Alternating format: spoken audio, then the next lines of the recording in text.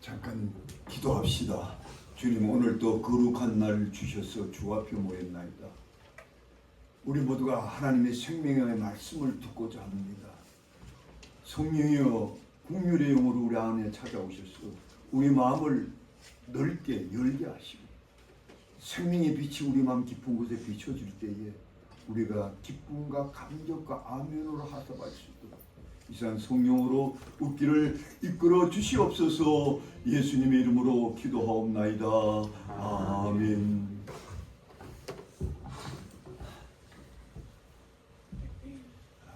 제가 몇 년 전에 뉴욕에서 목회하시는 신학교 동창 목사님으로부터 제가 전화 한 통을 받은 적이 있습니다.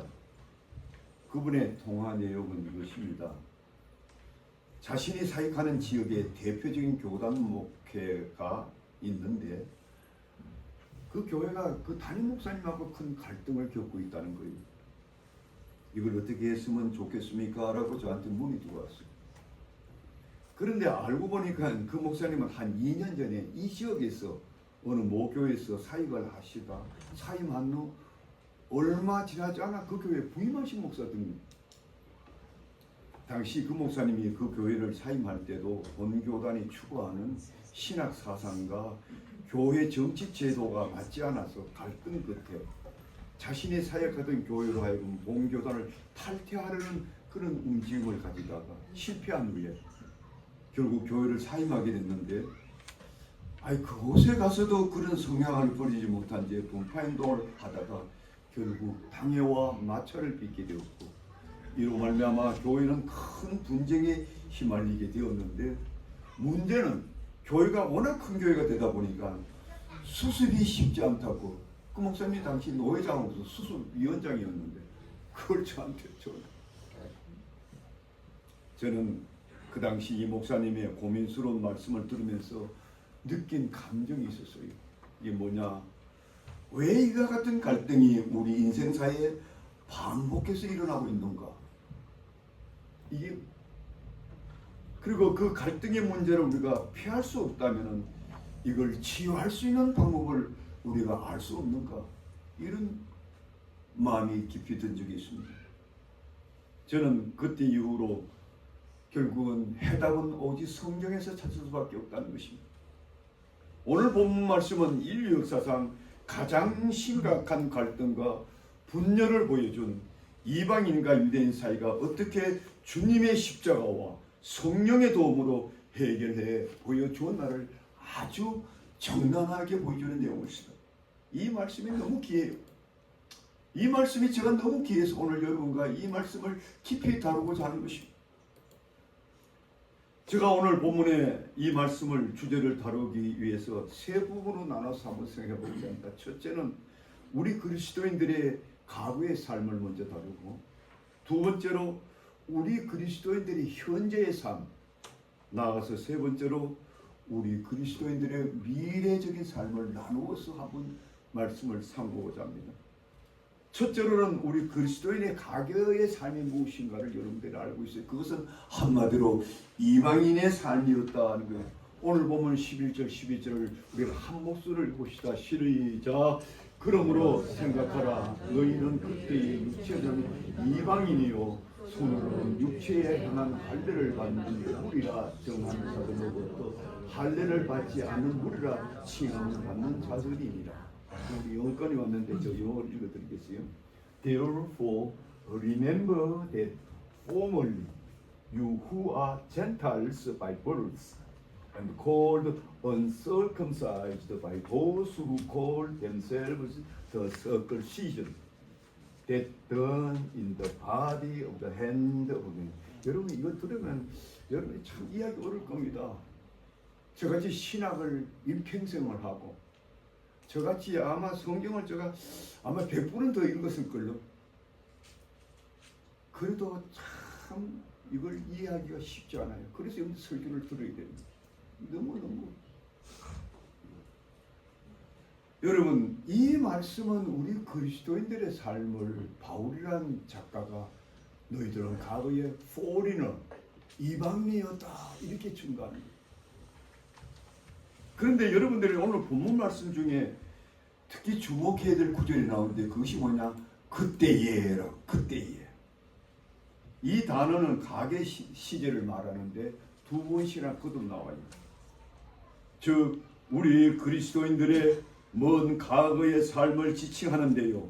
한마디로 우리의 삶은 포리너였다. 이방인이었다. 하나님 앞에 이방인이었다. 이런 정의였다. 그럼 이방인이라는 뜻이 무엇이에요? 외방인. 다시 말씀드리면 본토인이 아니라 본토인이 아니기 때문에 주인의식을 가질 수도 없고요. 자주 소외도 되고 무시도 당하고 차별 대우받는 그런 삶을 말합니다. 그렇다면 오늘 본문에서 보여준 본토인은 그는 누굽니까? 그들은 바로 이스라엘 백성 즉 유대인을 지칭해요. 그들은 이미 예수님이 이 땅에 오시기 전 무려 2000년이 넘도록 자기들만이 하나님의 택한 백성이라는 이 선민의식 속에 살아간 자들입니다. 그들은 그들의 육신의 조상인 아브라함 이래로 그들만이 하나님의 백성으로서 살아갈 특권이 있었다 하면서 그 특권의식의 표시로 사내 아이가 태어나면 난지 8일 만에 할례를 행했어요. 서컴사이즈 한 거예요. 그러고는 이런 할례를 받지 못한 이방인들 uncircumcised다 오늘 보면 이 이방인을 뭐라고 하냐 무할례당이라 이렇게 규정했습니다. 그래서 그들을 무시하고 아예 상정도 안 했습니다. 바로 이러한 베타주의 분리적인 삶의 형태를 역사가 요세푸스는 이렇게 진술한 바가 있습니다. 그들의 세계는 돌담으로 둘러싸여 분리되어 있었으며 그 돌담에는 이방인들이 들어가면 죽임을 당할 것이다. 이런 글귀까지 그들에게 있다는 거예요. 이러한 분리주의적인 행동 때문에 당시 이방인들은 하나님께 와서 제사마저도 성전 안에 들어가지 못하고 그저 성전 밖갈만 끌고 가다가 그냥 돌아갔습니다.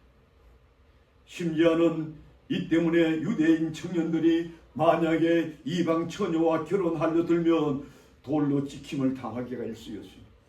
이런 참담하고 분리적인 삶을 윌리엄 발클레리라는 사람은 이렇게 증언했습니다.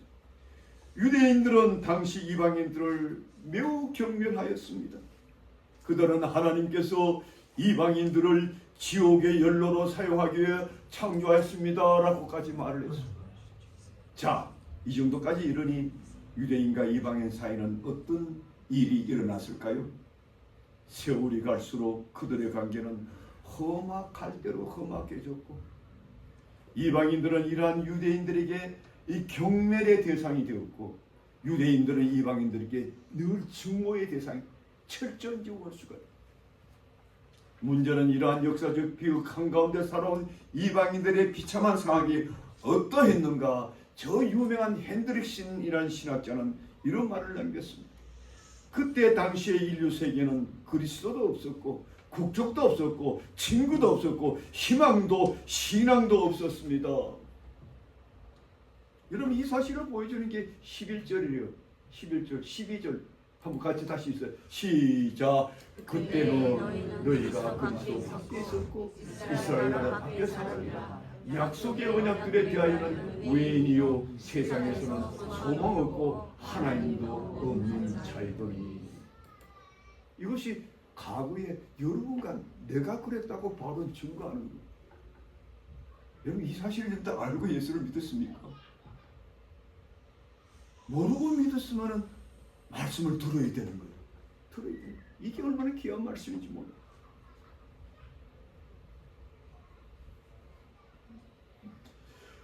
그렇다면은 도대체 인류는 왜 이처럼 오랜 세월 소외되고 갈등을 겪고 살았을까요?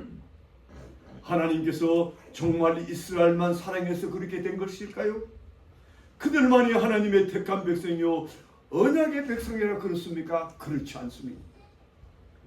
그들은 그들의 조상 아브라함에게 약속된 하나님의 말씀을 완전히 오해해서 그렇게 됐습니다. 창세기 12장 2절 3절에 보면 하나님은 아브라함을 그의 백성으로 부르실 때에 이런 약속을 하셨어요. 내가 너로 큰 민족을 이루고 내게 복을 주어 내 이름을 창대케 하리니 너는 복의 근원이 될지어다. 땅의 모든 족속이 너를 인하여 복을 얻으리라. 자, 여기 보세요. 이 하나님은 왜 아브라함을 제일 먼저 선택했을까요? 만민이 복을 누리라고. 만민이 너를 통해서 복이 흘러가서 너가 하나님으로부터 택함 받아서 이렇게 믿음의 복을 받았다면 그 복이 모든 일에 흘러가도록 내가 그렇게 하였노라. 아브라함에게 선포했는데 이 후손들이 그걸 싹 오해해가지고 자기들만 하나님께 선택받았다.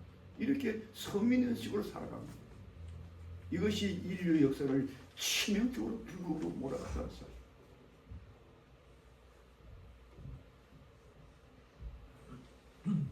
윌리엄 핸드릭스는 그 당시에 이방인들의 처참한 삶을 그래서 이렇게 기록했습니다. 그들은 마치 나침반과 안내서가 없는 선원들의 삶을 닮은 것입니다. 그들은 어느 별 없는 항구에서 저 멀리 떨어지는 바다 위에서 키 없는 배처럼 표류하고 살았습니다. 저들은 하나님 없이 산 자들이 되었습니다. 얼마나 수천 년 세월 동안. 수천 년 세월 동안. 이게 인류 역사예요. 인류 역사. 자, 그렇다면은 이처럼 처참히 벌어진 인생들이 어딜 그들뿐이었는가 한번 생각해 보시죠. 오늘날 우리 주위를 보세요. 주님이 오신 지 무려 2000년 세월이 흘렀습니다. 그럼에도 불구하고 오늘날 우리 주위에는 당시처럼 소외되고 벌어진 인생들이 지금도 얼마나 많은지.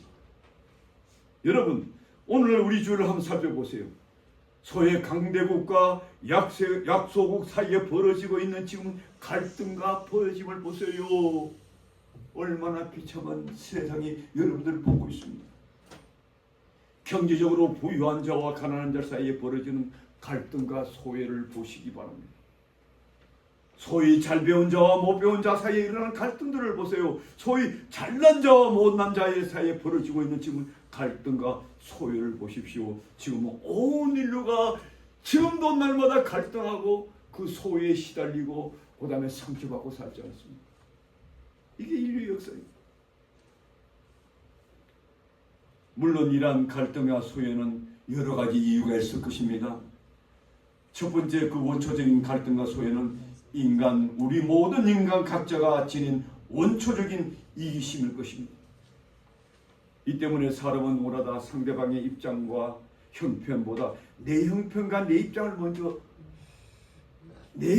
먼저 살펴들려고 합니다. 이래서 인간이 다 비극합니다.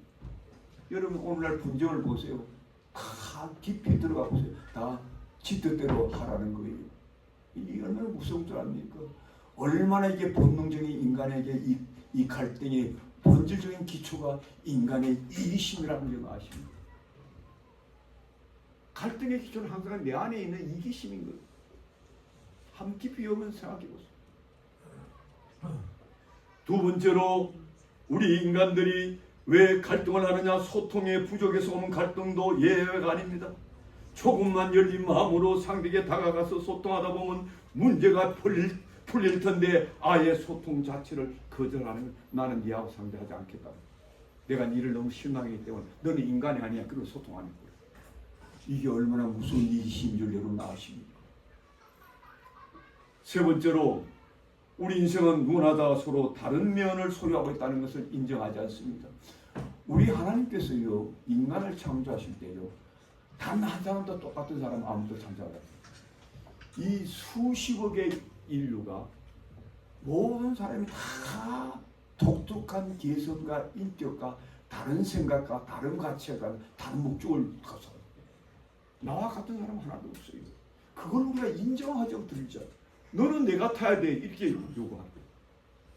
당신은 내 생각대로 따라와야 돼.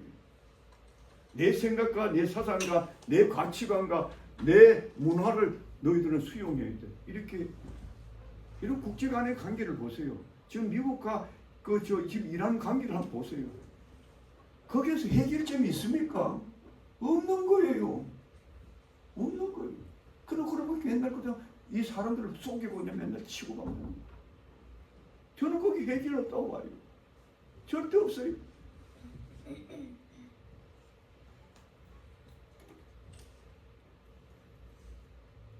우리 하나님이 우리 인생들을 창조했을 때 그 누구도 범접할 수 없는 그분 각자만의 특별한 개성과 인격을 지닌 존재로 창조이기 때문에 여기에 대한 인식부터 우리가 해야 된다. 그래 우리 마음이 노그라질 수 있다. 더 나아가서 이웃에 대한 차별주의적 경멸심이 우리를 비극으로 몰아갑니다. 무엇인가 나보다 조금 부족해 보이는 사람에 대해서 은영중 무시하고 그런 사람과 나는 달라 하면 연연히 우월감을 탁 갖고 이 폼 잡습니다. 여기 비극입니다. 그러나 이 모든 가운데서도 가장 치명적인 약점은 뭐냐? 상대방에 대한 무관심이 옳시다. 이것은 우리 그리스도인들도 특별히 새겨들어야 할 귀한 말씀이 옳습니다. 그 주제에 대한 질문이 이것입니다. 나는 과연 이 땅에 살면서 얼마나 이웃에게 관심을 두고 살았는가? 우리 각자 자신에게 물어보십니다. 나 하나 신앙생활 잘하면 그만이지. 저들이야 하나님을 믿고 살든 말든 나 무슨 상관이야. 이런 무관심. 지금도 우리 주위에는 남 모르게 상처받고 소외되어 살아가는 분이 얼마나 많은데 그 사람 그 문제 그 사람 문제지 나 무슨 상관이야. 나는 그런 거 생각하고 싶지 않아. 나는 내 살기도 힘들어. 귀찮아. 여러분 이런 모습을 우리 그리스도인들도 들어갔지 않습니까?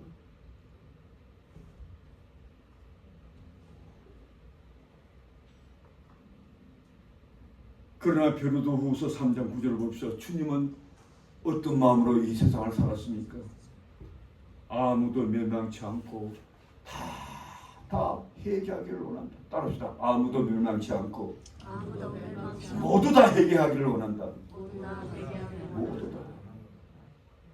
여러분들이 마음속에 저를 보세요. 다 저를 보세요. 고개 숙이지 말고 저를 봐. 다 저를 봐. 저 뒤에 고개 숙이지 말고. 왜 고개 숙이나? 여러분들이 마음속에 어떤 사람을 때 저 인간은 쓰레기 같으니까 아예 상대할 가치도 없어. 그 사람은 진정한 그리스도인이 아닌 거예요. 여러분 그리스도인들은 뭡니까? 예수의 마음을 본받는 거예요. 예수의 마음의 인격을 본받아 살아가는 게 그리스도인의 삶이라니까. 누가복음 15장에 보면은 한 잃어버린 영혼을 찾기 위하여 잃어버리지 않은 99마리의 양들을 들판에 그냥 버려두고 그 한 마리의 양을 찾기 위해서 찾도록 다니지 아니하겠느냐. 우리 이게 예수님의 마음. 그 마음을 우리가 배워야 되지 않습니까?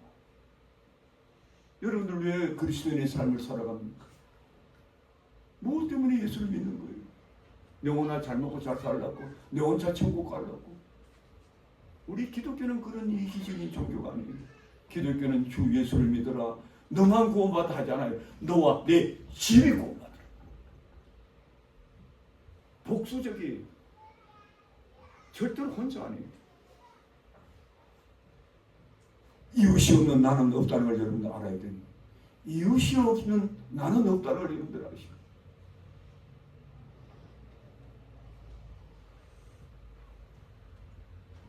그렇다면 이처럼 소외되고 상처받는 버려받는 영혼들을 가까이 하려면 우리는 어떤 마음을 소유해야 할까요? 주님의 마음을 소유해야 됩니다. 주님은 어떤 마음입니까? 긍휼이 넘쳐나는 마음. 바울사도는 우리 그리스도인들이 예수 그리스도의 긍휼을 가지라는 거예요. 성령으로 말미암아 예수 그리스도의 긍휼이 너희 마음에 심은 바 되어라.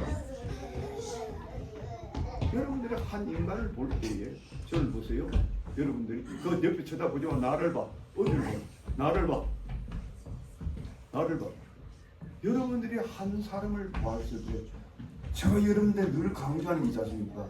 여러분들 눈에 저 사람이 어떤 사람으로 비춰오는 거야. 아무개 김 박사, 아무개 장사꾼, 아무개 잘 나가는 사람 그렇게 비춰오면 안 되겠어요. 그 사람은 우리 하나님께서 얼마나 긍휼하게 사랑을 베푸실 존재인가 이렇게 다가와야 돼요. 그게 우리 그리스도인의 마음이 되어야 돼요. 마태복음 9장 36절에 보면은 이러한 예수님의 마음이 여지없이 보여주고 있습니다. 거기에 보면은 예수님께서 수많은 무리들이 자기의 딸을 때린 그들의 무리를 보시고 불쌍히 여기시니 이는 그들이 목자 없는 양과 같이 고생하며 기진함이라 라고 했습니다. 여기 보시기 바랍니다. 주님의 비춰진 수많은 군중들이 그들의 주님의 눈에 어떻게 그들의 마음에 어떻게 비춰왔을까요? 목자 없는 양같이 고생하며 기진해 있는 모습을 보이는, 제가 주일마다 우리가 통성 기도할 때가 있지 않습니까? 여러분들 제가 어떤 기도를 하는 것 같아요? 그 짧은 시간에 여러분들의 얼굴을 다 제가 가슴에 떠오르며 기도하는 거예요. 순식간에 여러분들을 봐요. 여러분들이 이 세상 살면서 얼마나 기진해있고 녹아있고 무너져 있다는 걸 성령께서 저에게 보여주기 때문에 그냥 막 주님 긍휼의 영으로 찾아주시옵소서. 주님이 이 시간 주님 긍휼의 영으로 찾아가. 여러분 목회자의 이런 심정을 여러분들이 이해하고 계십니까? 저는 40평생 한 번도 그려보지 않은 적이 없어요.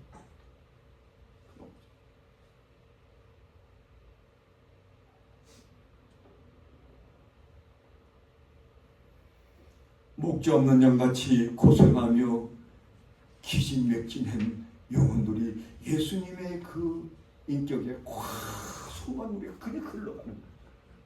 막 비춰오는 거예요.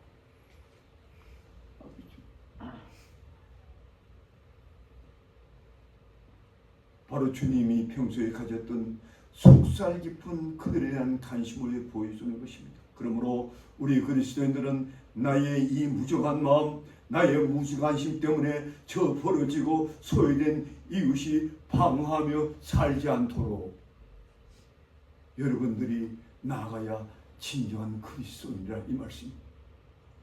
그렇다면 이제 한 걸음 더 나아가서 우리 그리스도인들의 현재의 삶은 어떻게 달라졌을까요? 오늘 본문에 보면 한마디로 그리스도 안에서 하나를 이루어진 삶이라 이렇게 말씀하고, 오늘 그 말씀이요 본문 13절부터 18절까지 길게 우리 바울사도 나의 우리 한 목소리 읽어보세요. 우리 성경 다 들으세요. 여기 보세요. 크게 우리 같이 한 목소리로 크게 읽습니다. 크게 몇 절부터요? 13절부터 우리 시작. 이제는 전에 멀리 있던 너희가 그리스도 예수 안에서 그리스도의 피로 가까워졌느니라. 그는 우리의 화평이신지라 둘로 하나를 만드사 원수된 것 곧 중간에 막힌 담을 자기 육체로 거시고 법조문으로 된 계명의 율법을 폐하셨으니 이는 이 둘로 자기 안에서 한 세 사람을 지어 화평케 하시고 또 십자가로 이 둘을 한 몸으로 하나님과 화목하게 하려 하심이라. 원수된 것을 십자가로 소멸하시고 또 오셔서 먼 데 있는 너희에게 평안을 전하고 가까이 있는 자들에게 평안을 전하시니 이는 그로 말미암아 우리 둘이 한 성령 안에서 아버지께 나아감을 얻게 하려 하십니다. 여기 보면 이제 재미난 구절이 나오죠. 둘이. 과거에는 너희들이 이방인이었어요. 너희들은 소외된 자들이었어. 하나님께 버림받은 자로 살았어요. 그것도 수천 년의 세월. 그런데 이제는 아니라는 거야. 이제는 그리스도 안에서 새 사람이 되었다는 거예요. 이제는 그 세상에 하나가 됐다는, 누구하고 하나 됐다는 소리. 그거는요, 유대인과 너가 이제는 무엇 때문에, 누구에 의해서, 예수 그리스도 안에서 성령으로 말미암아 이제는 하나 되었노라. 바울은 이렇게 선포하고 있습니다. 그래서 여기 여러분들이 본문을 볼 때 그때와 이제를 확 구분할 줄 알아요. 우리 과거에 믿음 없이 살아간 세월과 지금 현재 나의 위치, 지금 이 자리에 저와 같이 예배 드리는 나의 위치는 완전히 다른 인생의 길을 간다, 이렇게 믿어야 돼요. 또 그렇게 살아야 돼요. 그렇지 않으면 여러분들이 헛되게 신앙생활을 하는 거예요. 우리 과거 때는 하나님도 몰랐고요, 예수 그리스도도 몰랐고요, 유대인과는 철저히 원수였고요. 그런데 이제는 결코 아니라는 거야. 우리는 유대인과도 가까워졌고 그들과 한 세 사람이 되었다니. 바로 무슨 용모냐? 그처럼 중모의 대상이요, 그처럼 멸시의 대상이었는데 이건 무슨 소리냐? 도대체 무슨 용교로 가깝게 되었느냐? 그것을 정확하게 보여주는 게 13절이에요. 13절 다시 한번 읽어보세요. 큰 소리로 시작. 13절 시작. 이제는 전에 논리가 그리스도의 피로 가까워졌느니라. 누구로 가까워졌다고요?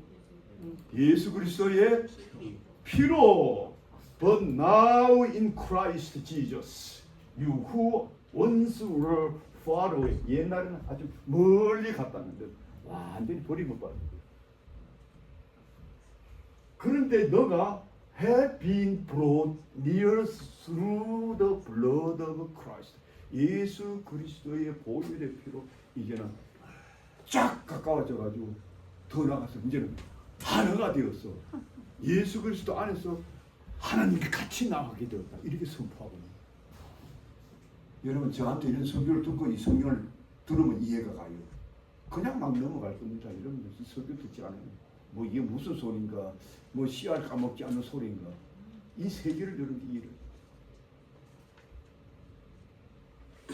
예수 그리스도의 피가 그토록 수천 년 해묵은 그들 간의 장벽을 흠으로 닦고 주문하고 있습니다. 골고다 산상에서 방울방울 흘러주신 예수 그리스도의 피가 그토록 육중하게 닫힌 그들의 교제의 문을 열게 했고요, 그토록 깨어지지 않던 적대 감정을 이어지 없이 깨트려 버렸다는 말씀입니다. 그래서 주님의 십자가의 사건은 세상에서는 이룰 수 없는 두 장벽을 헐어버리는 사건이었다. 여러분들이 예수 그리스도의 십자가를 믿고 살지 않습니까? 그러면 예수 그리스도의 십자가가 무엇을 이루는가? 인류를 향해서 두 가지 큰 사건이, 우리 각자가 하나님과의 박아놓던 장벽을 그렸어요. 그 장벽이 뭐냐? 죄의 장벽이. 죄와 허물로 죽었던 우리를 살려주신 그 장벽, 이 헐어버리고, 이게 첫째지. 두 번째는 그토록 유대인과 우리가 철저히 원수로 살았는데, 이 철저히 원수가 된 자들 우리 하나님께서 하나 되게 하기 위해서, 하나 되게 해서 나에게 나오게 하기 위해서 이 십자가의 보혈을 흘려주었다. 이 두 가지요. 이 두 가지요. 여러분, 이 비밀을 깊이 깨닫지 못하면요, 결코 인간 세계의 화목을 기대하지 말아요. 지금 여러분, 우리 세계 평화를 위해서 유엔이 조직되어 있잖아요. 여러분, 유엔이 이 세계 평화를 가져준 적이 있습니까? 단 한 번도 없어요. 단 한 번도 없어요. 세계 국가 안전보장회로 5국가, 소련, 중국, 미국, 뭐 독일, 프랑스인가 5나라가 뭐 세계 무슨 전쟁터에서 모이잖아요. 근데 한 번도 일치한 적이 있습니까? 일치하지 않아요. 그래서 비극인 거예요, 세상은. 아예 여러분들 기대하지 마십시오. 기대하지. 이러한 역사는 하나님만이 할 수 있고 예수 그리스도의 피가 할 수 있다는 거라. 인간은 할 수가 없어요. 기대하지 말아요. 해봐야 소용없어요. 미국이 찬성하면 반드시 소련, 중국이 반대합니다. 중국, 소련이 찬성하면 반드시 미국이 반대고 영국이 반대고.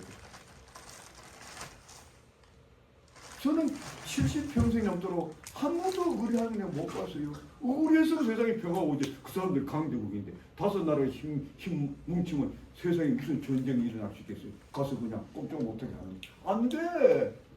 지금 이란 사태가 왜 안 됩니까? 뒤에서 중국하고 소련은 그냥 무기를 대주고 있는데 안전보장해서 거기서 같이 모인다고 해결되겠어요? 괜히 눈 감고 아웅 하는 거죠. 되게 웃기는 거죠. 여러분, 얼마나 인간들이 어리석은 짓거리 하는지 몰라. 이게 인생사인 거예요, 인생사. 이거 바울이 정확히 지적해요. 바울이죠.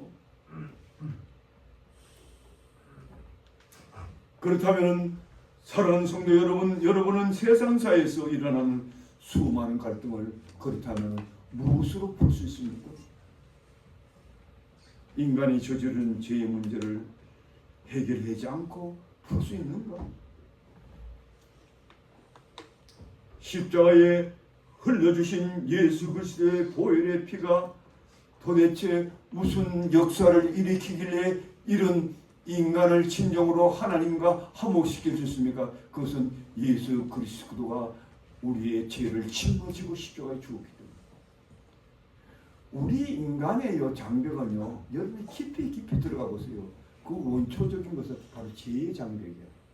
죄가 그 안에 도사리면 내 안에 있는 깊은 죄와 제 상대방의 죄가 깊이 그것을 맞부딪히는 거예요. 죄와 죄가 맞부딪히면요, 화목이 일어나지 않아. 그 죄를 그냥 없애버려야 돼. 이 사람의 죄와 이 사람의 죄를 동시에 깨트려버리고 없애버릴 때 그 없애버리는 건 예수 그리스도 십자가의 보혈의 피밖에 없다는 그래서 우리는 예수가 믿는 거예요. 믿으시면 아멘 하시기 바랍니다. 사람 용어로 안 돼. 여러분 중매한다고 되나요? 안 돼요.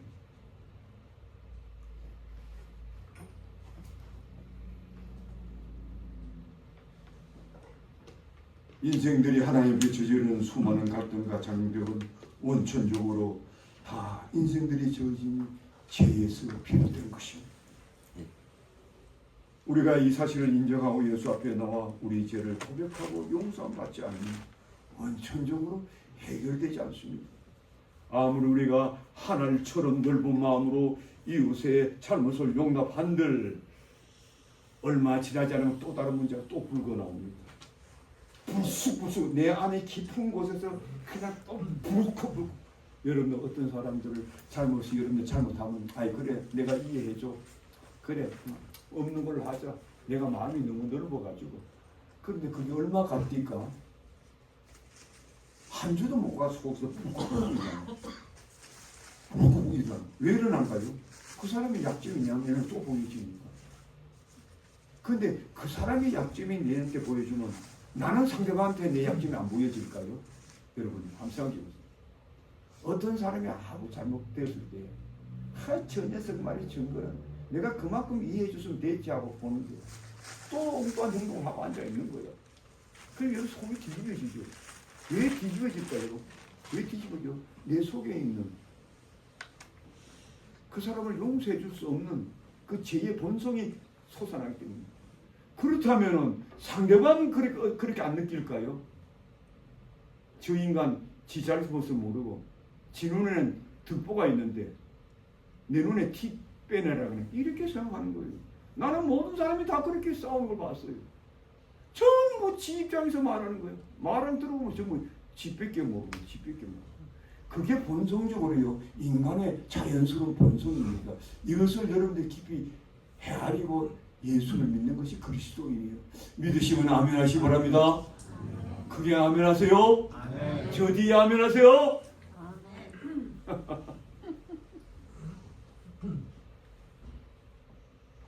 그거에 헤아릴 줄 모르면 그리스도인의 삶을 살 수 없는 거예요. 여러분 오늘날 우리 주위의 그리스도인들이 얼마나 헛된 믿음 생활을 하고 있는지 여러분 아십니까? 아십니까?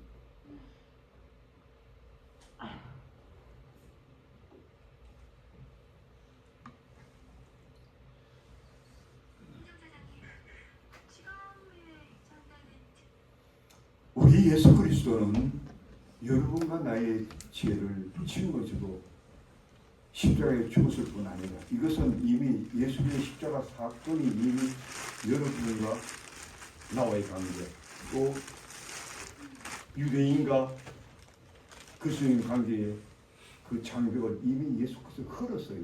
흘렀는데 문제는 뭐가 되냐면 흐르는 걸 우리가 알아 믿고 있는데 우리의 본성은 아직도 뭐예요? 적개심이 남아있는 거예요. 아직도 우리 영혼 깊은 곳에 그 중호심이 남아있는 거예요. 이것을 해결할 줄이 누구냐? 바로 성령님이라고 오늘 바울은 말합니다. 성령님.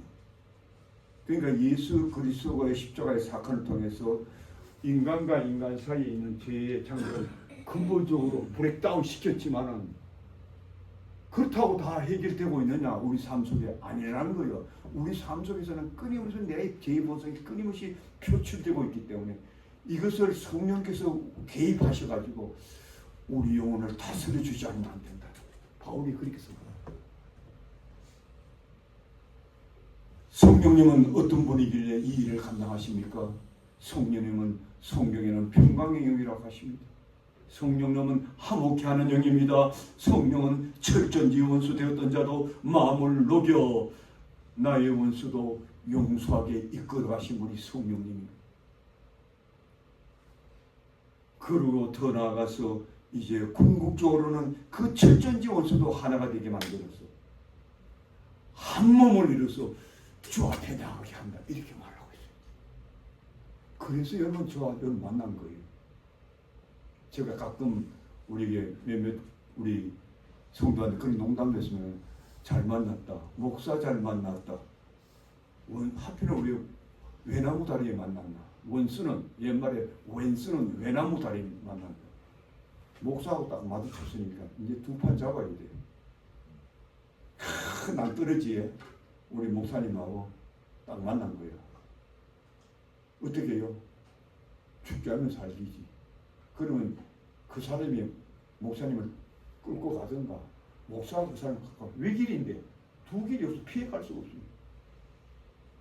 근데 여러분들 날 이기려고 하면 여러분들이 이길 수 있겠습니까? 저를.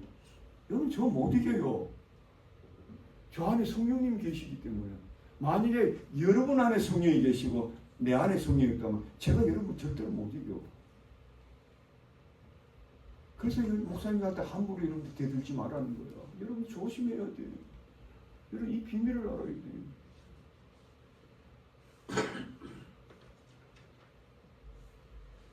여러분들이 성령 충만하면 목사를 이길 수 있다니까요. 왜? 그 성령님께서 하나가 되게 하기 때문에. 믿으시면 아멘하시기 바랍니다. 아멘하세요. 악유하려고 하지 마세요. 뭐 그냥 다 와가지고 요래 따지고 저래 따지고 뭐 당신 어쩌고 요거 때문에 저거 때문에 So what? 성령은 어떤 경우에도 하나 되게 하시는 영이에요. 하나 되게 하면서 수천 년 동안 그 해묵은 철저히 원수도 하나 되게 하는 거예요. 하나 되게 하는 거예요. 그래서 20세기의 위대한 신학자 존 스토트 목사님은 이러한 성령의 역사를 우리 그리스도인들이 이렇게 말합니다.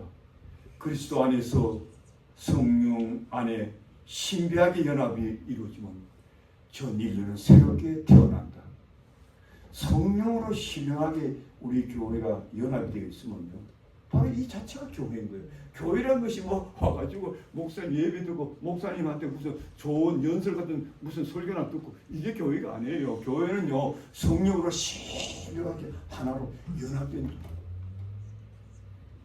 그럼 여러분들 성령 충만 받아야죠.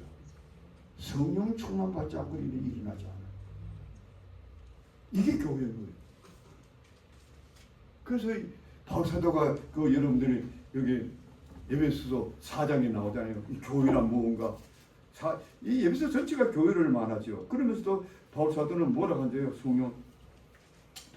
그러므로 4절 3절에 편안에 매는 줄로 성령이 하나 되게 하신 것을 너희는 힘써 지키라. 몸이 하나요 성령도 한 분이시니 이와 같이 너희가 부르심에 한 소망 안에서 부르심을 받느라. 주도 한 분이요 믿음도 하나요 세례도 하나요 하나님도 한 분이시니 곧 만유의 아버지시라. 만유에 계시고 만유를 통일하시고 만물의 가운데 계십니다. 그래서 여러분 갈라디아서도 예수님 바울 사도가 뭐라고 그러세요? 히브리인이나 유대인이나 다 성령 안에서 너희는 하나니라. 할렐루야. 할렐루야. 자꾸 여러분끼리 자꾸 분쟁하지 마세요. 눈치 보지 마세요. 우리 한 식구가 하나인데 뭐 자꾸 하나인데 한 식구인데 육체로 맺어진 식구보다 더 강력하고 더 견고하고 더 완벽한 성령이 하나인데 뭐 때문에 우리가 분쟁을 하고 뭐 때문에 분리해야 된다. 이게 말이 안 되는 거예요. 이게 말이 안 되는 거예요.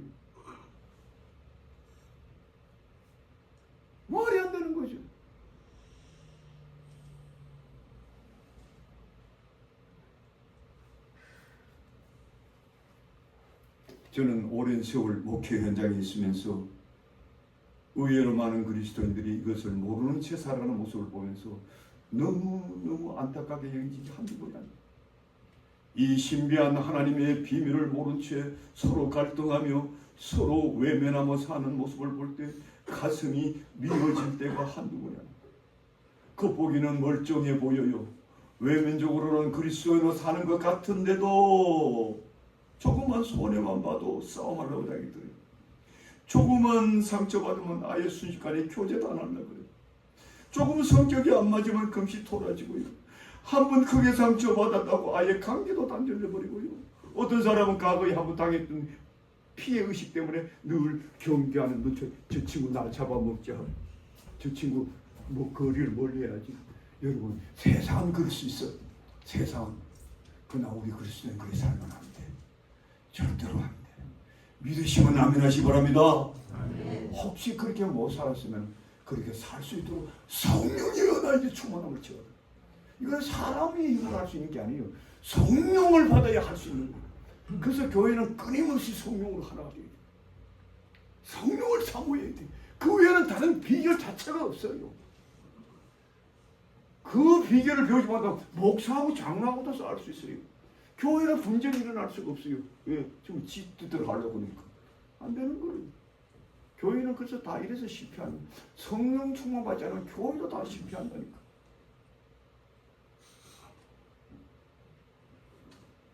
우리가 성령으로 하나 되면은요, 놀라운 우리 삶 속에 기적이 발생하는 걸 보게 됩니다.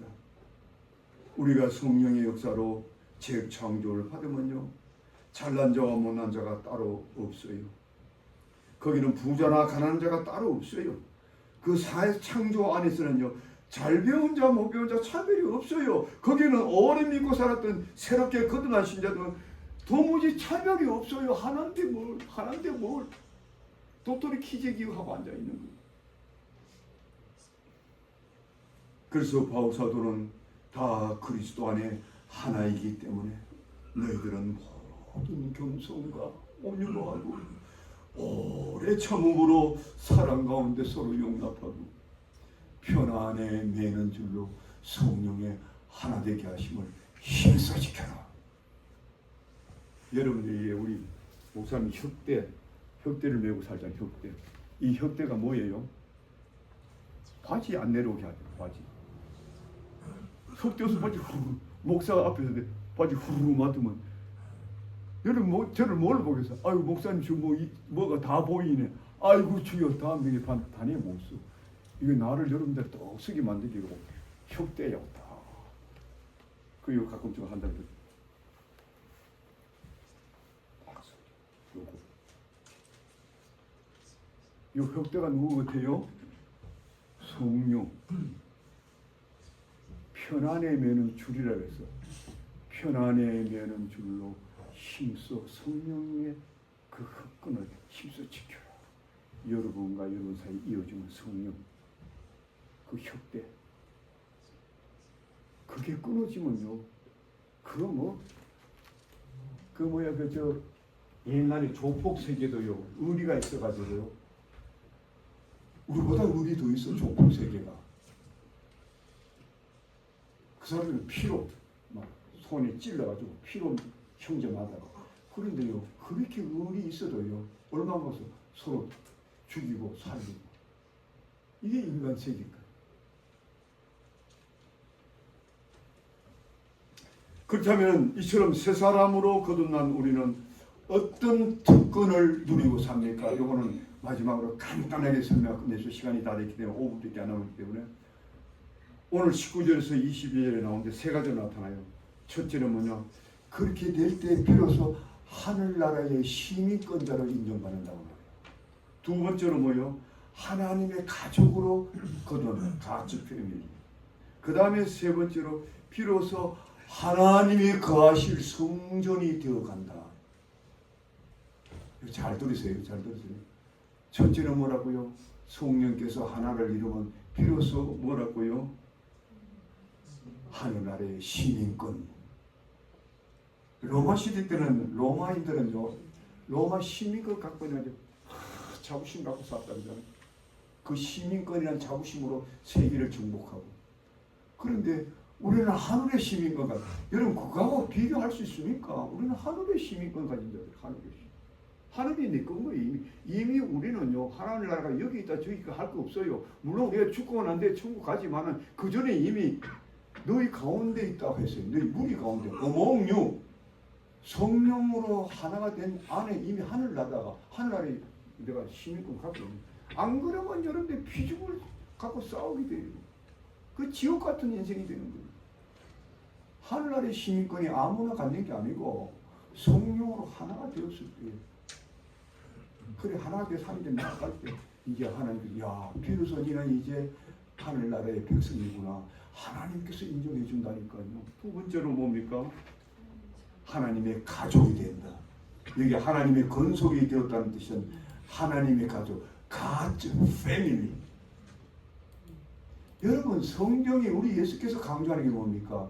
하나님의 가족이 세상 가족보다 더 귀하다는 걸 여러분 아십니까? 여러분들 자식들, 부모, 형제 귀히 여기죠. 왜? 피로 맺어졌으니까. 그보다 더 소중한 게 그리스도 안에 맺어진 하나님의 가족이에요. 예수님은 그걸 맹백하게 하고요. 그 비밀을 모르면 아직도 여러분들 서툰 거예요. 신앙생활 서툰 거예요. 우리 목사님들이요, 그 깊은 비밀을 모르고 목회하면 그 목사님도 서툴어요. 교인들 서서 그냥 비만 맞추려고. 아이고 저 성교 저 또 싸우는구나. 여러분 아이고 저 어떻게 하나. 아이고 싸우지만 그러지만 여러분 그렇다고 그게 해결됩니까? 절대로 안 돼. 제가 전에 목회가요, 이민 목회만 해도 44년 해봤어요. 안 돼. 사람이 힘으로 해결된 문제가 아니에요. 성령께서 개입해야 돼. 그래서 우리는 기도하고 말씀을 듣는 거예요. 믿으시면 아멘 하시기 바랍니다. 우리 말씀을 들어야 돼. 저 자신도 안 되는데 여러분 되겠어요? 저도 안 되는데. 인간의 본질로 어떻게 그게 됩니까? 안 되는 거예요. 옛날에 우리 한국 사람들 보면은 가문 자랑 많이 하잖아요. 우리 조상들 이조 시대 때 우리는 몇 대, 우리의 뭐 20 몇 대가 그때 옛날 왕이었다. 20왕이었다. 나는 지금 별 볼 일 없이 사지만은 막 우리 혈족 중에 독립투수가 있어서 옛날에 그거 자부심. 여러분 우리가 하나님의 가족이 되었다는 것보다 더 자부심이 있을까요? 우리는 하나님의 족보인데 왜 이걸 놓치고 사십니까? 뭐 때문에 열등의식을 가져요? 그럴 필요가 없는 거예요. 마지막으로 우리가 하나님이 거하실 성전이 되어간다. 이건 굉장히 중요한데요. 여러분 지난번에 설교 드렸죠. 우리 민간인들이 이방인들이 성전에 와봐야 뜰 안에 들어가지도 못해. 뜰 밖에서 그냥 빙빙 돌다가 그냥 가버려. 왜? 안 열어주니까. 그만큼 차별적으로 거든요. 그리고 하나님이 계시는 그 지성소에는요, 대제사장만 들어갈 수 있어요. 그것도 1년에 딱 한 번만, 정한 날. 거기서 하나님을 만나고 오면은 그만 백성들의 죄를 다 사해 주는 거예요. 이 특권이 놀라워요. 그런데 지금 오늘날 이 시대는 여러분과 내가 성령으로 하나가 되면은 이미 너희는 뭐요? 나의 성전이 되었노라. 지금 되어가고 있노라. 여러분 우리 몸은 바울사도가 하나님이 계시는 거룩한 성전이라고 그랬잖아요. 언제 이것이 첫번의 경험이 돼요? 물과 성령으로 거듭날 때에. 여러분들이 예수를 믿을 때에 성령께서 이미 여러분들 안에 새롭게 창조시키는 그 작업을 해요. 그런데 그 작업을 하고 성령께서 우리 안에 거하시는데 우리는 모르고 있어요. 왜? 세상 살다 보니까. 그 찌든 세상 살다 보니까 세상 사람과 부딪히고 찢고 뽑고 뭐 하니까 성령께서 어디 계시는지 말이에요. 내 안에 있는 거지. 교회 가도 멀뚱하고 목사님이 뭐 있다고 말씀만 하시는데 이게 도무지 어떻게 돌아가는. 근데 여러분들이요 정말로 성령으로 믿음 안에 여러분들 성도들끼리 깊은 관계로 들어가면요 여러분들이 깜짝 놀래. 성령이 우리 가운데 계셨네. 성령이 내 안에 있었네. 내 친구 이 사람 안에 성령이 계시네. 사람이 할 수 없는 일들을 지금 하고 앉아있네. 놀래는 거예요. 그래서 성령 받은 사람만이 성령 받은 사람을 알아. 뭐 따로 뭐 내가 어떤 사람 다 폼 잡을 필요도 없어. 다 제가 여러분들 신경을 내가 다 보고 있잖아요. 아, 저 사람은 성령 충만한 사람이구나. 저 사람 믿음 안에 사는구나. 저 사람 뭐가 사는 거기서 나기는 했는데 아직도 세상 바쁘게 살다 보니까 아주 그걸 모르고 앉아 있구나. 여러분 그걸 성경에서 다 가르쳐 주니 왜 몰라요? 그 여러분들이 영으로 사람들을 대하고 영으로 사람을 볼 수가 있어요. 그거 못 보고 그렇게 대하지 마면 여러분 맨날 그냥 맨날 만나면 그냥 갈등, 만나면 분쟁하고 만나면 그냥 안 되는 거예요, 안 되는 거예요.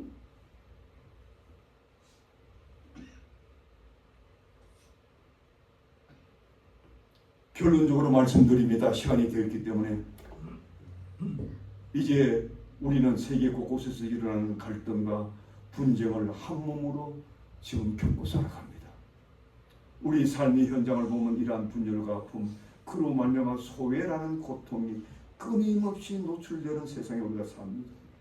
곳곳에서 벌어지는 종족 간의 갈등, 종교란 명목으로 오는 갈등, 계급 간의 갈등, 곳곳에서 벌어지는 지역 간의 갈등, 계층 간의 갈등, 심지어 가족 간에서도 부부 간의 갈등, 형제 간의 갈등, 심지어는 성스러워야 할 교회에서도 일어나는 이 갈등과 소외, 여러분 눈으로 보고 있지 않습니까? 그러면 이런 비극이 어디서 왔는가? 이 비극을 어떻게 해결하나? 여러분들 본질적으로 성경에서 이런 걸 찾고 있습니까? 그 해결책. 성경은 분명히 보여줘요. 그는 인간들의 죄된 본성에서 온 거라. 그것을 해결할 장벽을 허무는 것은 예수 그리스도의 십자가밖에 없는 거라.